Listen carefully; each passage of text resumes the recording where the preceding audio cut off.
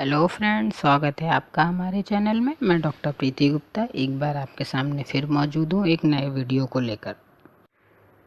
और फ्रेंड्स, आज का हमारा वीडियो आधारित है सांस्कृतिक विलंबना या पिछड़पन के सिद्धांत पर, यानी थ्योरी ऑफ कल्चरल लैग। तो फ्रेंड्स, अमेरिकन समाजशास्त्री W.F. ऑगबर्न ने अपनी बुक सोशल चेंज, जो 1922 में आई थी, उसमें सामाजिक परिवर्तन के सांस्कृतिक विलंबना यानी कल्चरल लैग की थ्योरी का प्रतिपादन किया था, या कहिए उसमें सांस्कृतिक पिछड़पन का सिद्धांत दिया था। और उन्होंने फ्रेंड्स संस्कृति को दो भागों में बांटा था, भौतिक संस्कृति और अभौतिक संस्कृति। तो भौतिक संस्कृति के अंतर्गत हजारों चीज़ें, जैसे ट्रेन है, बस है, प्लेन, फैन, घड़ियाँ, फर्नीचर, कपड़े, बुक्स, ये सब चीज़ें आती हैं।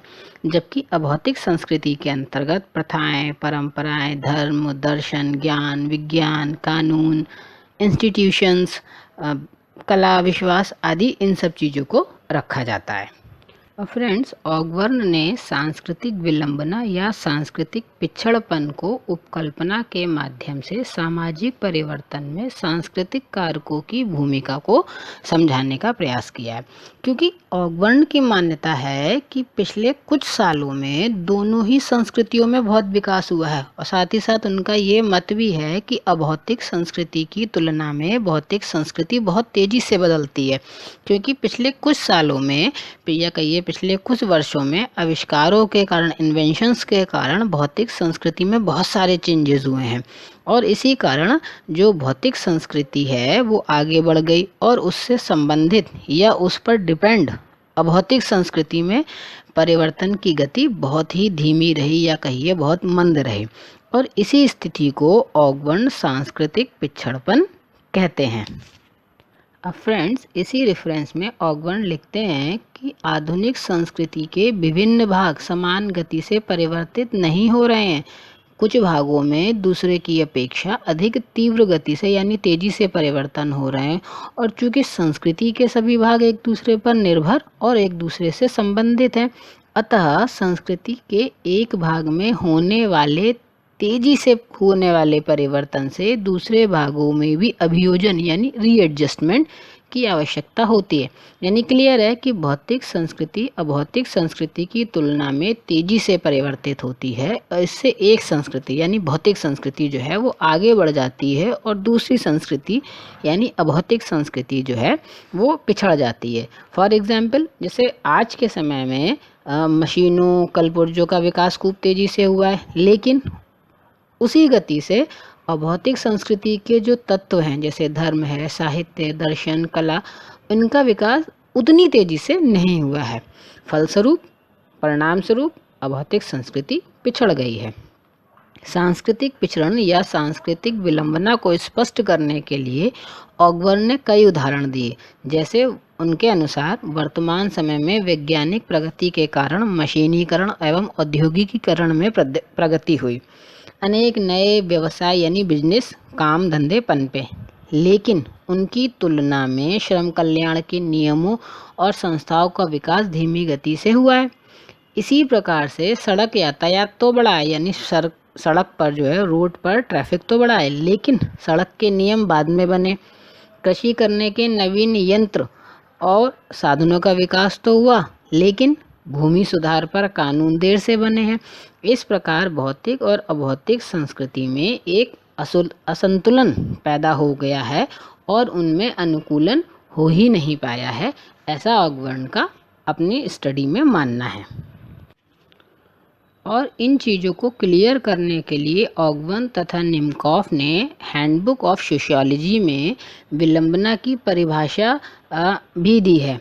उनके अनुसार असमान गति से परिवर्तित होने वाले संस्कृति के दो संबद्ध भागों में उपस्थित तनाव की व्याख्या उस भाव में एक विलंबना के रूप में की जा सकती है जो कि न्यूनतम गति से परिवर्तित हो रहा है, क्योंकि एक दूसरे से वो पिछड़ा रहता है।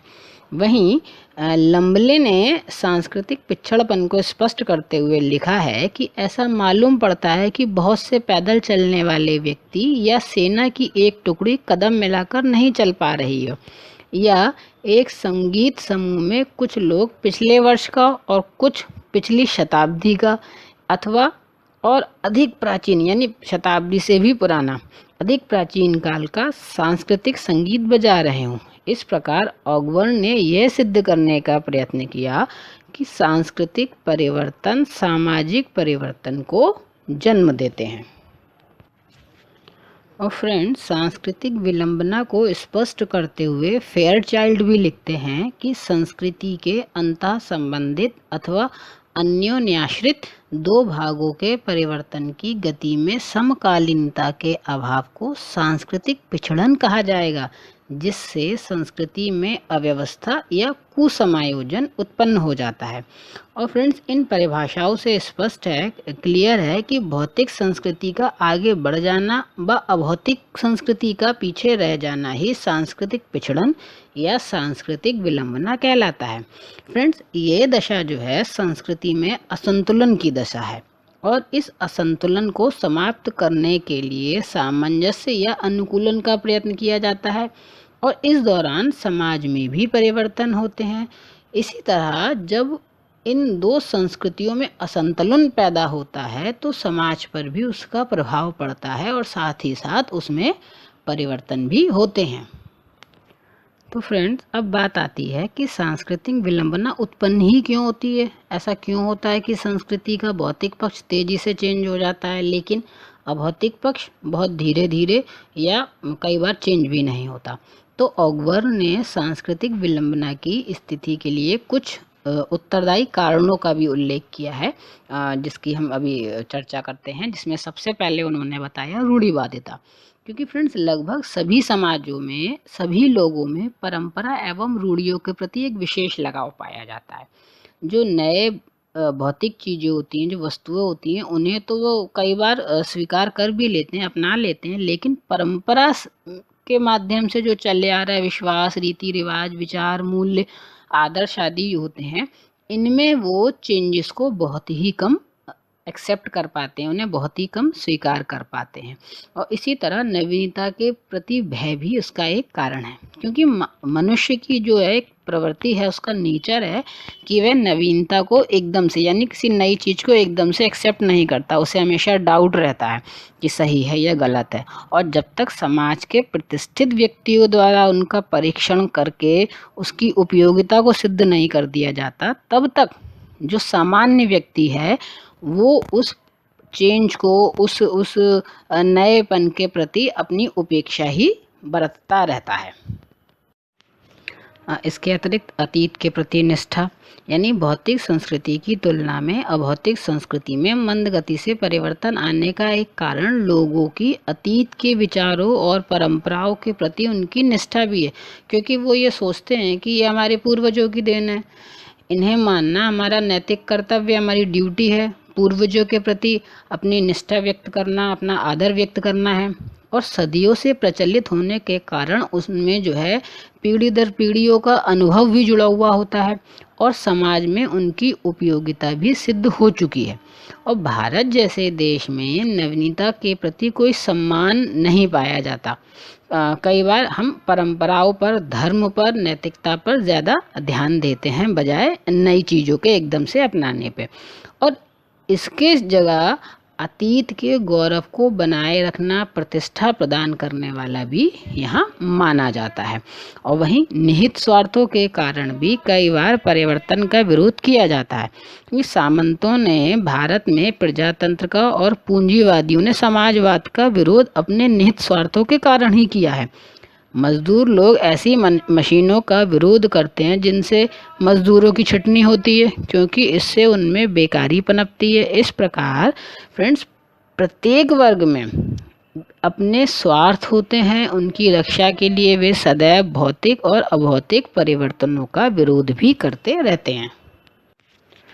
तो सांस्कृतिक विलंबना का एक कारण यह भी है कि समाज में आने वाले नए विचारों की परीक्षा कहाँ और कैसे की जाए, उनकी उपयोगिता कैसे परखी जाए। क्योंकि प्राचीन विचारों की उपयोगिता से तो सभी व्यक्ति परिचित होते ही हैं, लेकिन जो नए आइडियाज़ होते हैं, जो नए विचार होते हैं, उनके लिए लाभदायक सिद्ध होंगे ये जानना अपने आप में बेहद कठिन भी होता है। और परिवर्तन के प्रति विचारों में भिन्नता भी सांस्कृतिक विलंबना का एक मुख्य कारण है, क्योंकि समाज में परिवर्तन के प्रति विभिन्न लोगों की धारणा में भी अंतर हमेशा पाया जाता है। कुछ व्यक्ति परिवर्तनों का बिल्कुल चेयरफुल तरीके से, उत्साहपूर्वक तरीके से उनको अपनाते हैं, उनका स्वागत करते हैं, जबकि कुछ लोग उनके प्रति बेहद उदासीन, बेहद डल होते हैं। तो कुछ उनका विरोध करते हैं। तो इसका रिजल्ट ये होता है कि संस्कृति में असंतुलन पैदा हो जाता है। और फ्रेंड्स, कई बार क्या होता है कि सामाजिक संस्थाओं द्वारा भी नवीन परिवर्तनों का विरोध किया जाता है, क्योंकि समाज में जो प्रचलित और स्थापित संस्थाएं होती हैं वो प्राचीन सामाजिक मूल्यों पर ही आधारित होती हैं और वे नवीन प्रौद्योगिक विकास का विरोध करती हैं, जो कि सांस्कृतिक विलंबना के लिए बेहद उत्तरदायी है।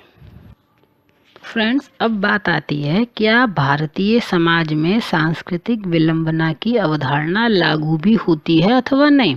तो इस संदर्भ में ब्रिटिश समाजशास्त्री बोटोमोर का मानना है कि सांस्कृतिक पिछड़न का यह सिद्धांत भारत में पूरी तरह से लागू होता है, क्योंकि विगत वर्षों में भारत में यातायात के साधनों एवं सड़कों का तीव्र विकास हुआ, संचार के साधन बढ़े हैं, नए नए उद्योगों की स्थापना हुई, मशीनों की सहायता से प्रोडक्शन होने लगा, कृषि में अच्छे बीजों का, खादों का और यंत्रों का प्रयोग होने लगा, और ये सभी भौतिक संस्कृति के पक्ष में परिवर्तन कहा जाएगा। लेकिन दूसरी तरफ भारत में धर्म, दर्शन, प्रथाएं, विश्वास, रीति रिवाज, परंपराएं, संस्थाएं आदि में उस गति से परिवर्तन नहीं हुआ। तो इसलिए कह सकते हैं कि अभौतिक संस्कृति पिछड़ गई है, क्योंकि भारत में आज के समय में महिलाएं और लड़कियां उच्च शिक्षा ले रही हैं, देशी और विदेशी भाषाएं सीख रही हैं, टेक्नोलॉजी वाली शिक्षा ले रही हैं, तो वो उस ढंग से अपना काम करती हैं, वो मॉडर्न तरीके को अपना रही हैं, चाहे वो मॉडर्न फैशन हो, उनकी ड्रेस हो या कुकिंग के तरीके हों, उन सब में चेंजेस आ रहे हैं। लेकिन उनके लाइफस्टाइल में जो चेंज आ रहा है उससे उनके विचारों में, जो कि अभौतिक संस्कृति का पक्ष है, उसमें कोई चेंज नहीं है। वो अभी भी ससुराल में घूंघट निकालती हैं, तमाम तरह के व्रत अनुष्ठान करती हैं जो उनके पति, परिवार, बच्चों की मंगल कामना, दीर्घायु के लिए होते हैं। आज भारत में स्थिति ये है कि हम अपनी तरक्की के लिए हम तमाम तरह के साधनों को अपनाते हैं। हम ट्रक, स्कूटर, कार खरीदते हैं अपनी सुविधा के लिए, लेकिन हम जब इन्हें खरीद कर घर लाते हैं तो पहले इनकी पूजा करते हैं, इन पे स्वास्तिक या अपने धर्मानुसार, विचार अनुसार चिन्ह बनाते हैं, इनको नज़र से बचाने के लिए इन पर काली पट्टी बांधते हैं, या आप देखोगे ट्रक पर तरह तरह के वाक्य, जैसे बुरी नज़र वाले तेरा मुँह काला, जैसे इस तरह के वाक्य लिखे रहते हैं। हम आज भी जो है बहुत सारी चीज़ें जो हैं वो जाति प्रथा और छुआछूत के नाम पर करते हैं।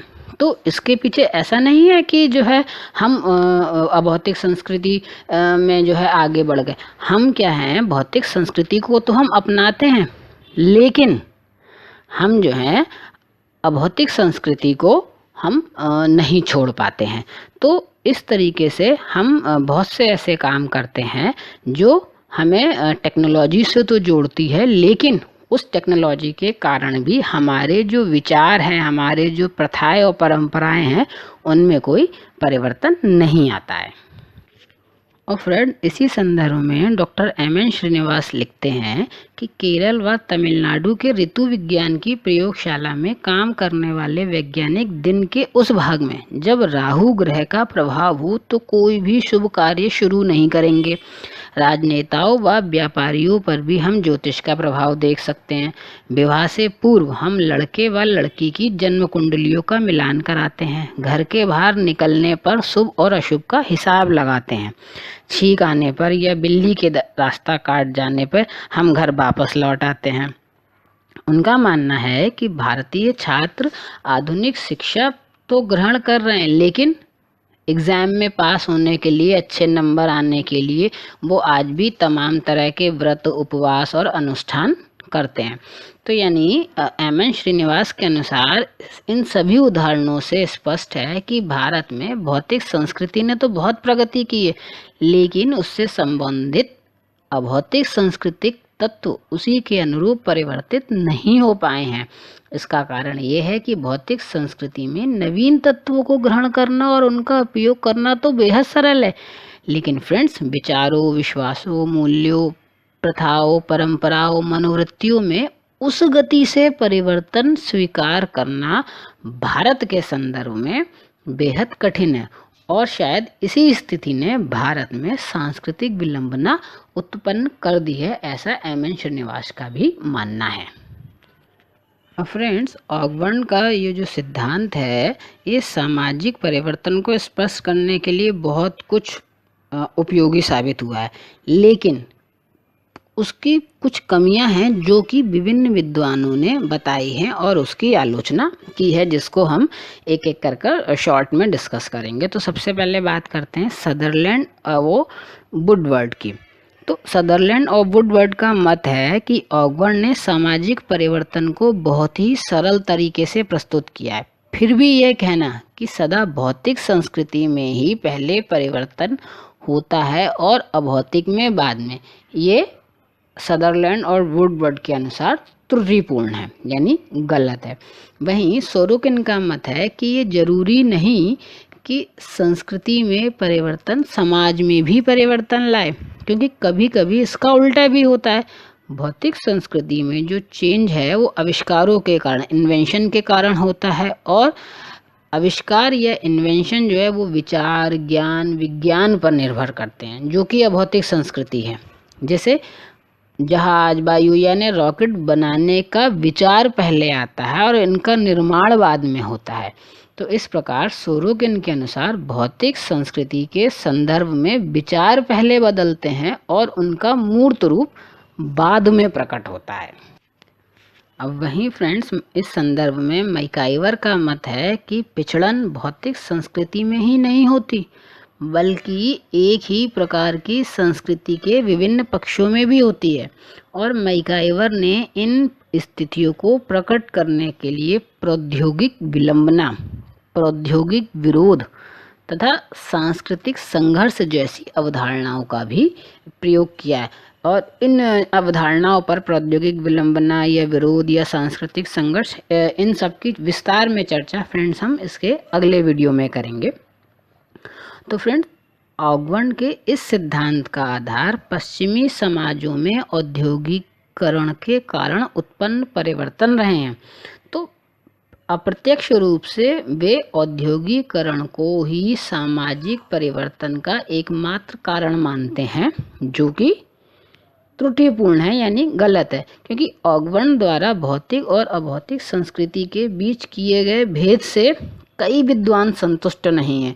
उनके अनुसार ये भेद जो है, या ये जो अंतर है, वो थोड़ा अस्पष्ट है और त्रुटिपूर्ण भी है, क्योंकि विद्वानों का मानना है कि भौतिक और अभौतिक संस्कृति में होने वाले परिवर्तनों को मापने के लिए हमारे पास कोई सर्वमान्य पैमाना है ही नहीं कि जिसके आधार पर हम ये कह सकें कि एक संस्कृति आगे बढ़ गई है और दूसरी पिछड़ गई है। वहीं भौतिक और अभौतिक संस्कृतियां जब भिन्न भिन्न हैं तो उनके परिवर्तन की गति भी भिन्न ही होगी, तो उनकी तुलना भी कुछ विद्वानों को उचित प्रतीत नहीं होती है।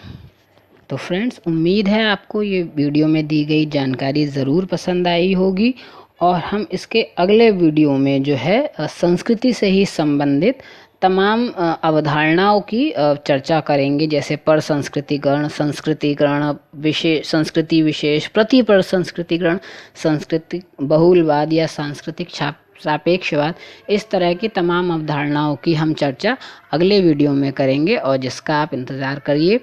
और अगर आपको ये जानकारी पसंद आई है या आपको कोई अन्य जानकारी संस्कृति से संबंधित चाहिए तो आप हमारे कमेंट बॉक्स में आकर कमेंट कीजिए, इस वीडियो को लाइक कीजिए, शेयर कीजिए और चैनल को सब्सक्राइब कीजिए। धन्यवाद।